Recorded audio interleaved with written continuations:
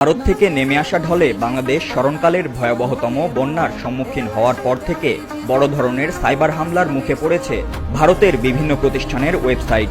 প্রথমে জি মিডিয়া কর্পোরেশনের website hack করেন বাংলাদেশি হ্যাকাররা। এরপর দীর্ঘ সময় সেটি তাদের দখলে ছিল। পরে সেটি ফেরাতে পারলেও দেশটির রাষ্ট্রীয় বিভিন্ন গুরুত্বপূর্ণ প্রতিষ্ঠানের ওয়েবসাইটে সাইবার হামলা শুরু করেছেন হ্যাকাররা। বাংলাদেশি হ্যাকার গ্রুপগুলোর দাবি 21 আগস্ট থেকে এ পর্যন্ত ভারতের অন্তত 15টি ওয়েবসাইট হ্যাক করেছে তারা, যার মধ্যে আছে ভারতীয় পুলিশ, সেনাবাহিনী, সবচেয়ে বড় payment gateway Bharat pay, Indo তিব্বত সীমান্ত পুলিশ, দিল্লি মিউনিসিপাল কাউন্সিলের ওয়েবসাইট। তাছাড়া এয়ারলাইন্স ব্যবসা প্রতিষ্ঠানের ওয়েবসাইটও ডাউন করেছে গ্রুপটি। সর্বশেষ 24 ঘন্টায় 5টি ভারতীয় প্রতিষ্ঠানের ওয়েবসাইট হ্যাক করার দাবি করেছে তারা। সেগুলোতে প্রবেশ করলেই চোখে পড়ছে ওয়েবসাইটটি বাংলাদেশি হ্যাকাররা দখলে নিয়েছেন।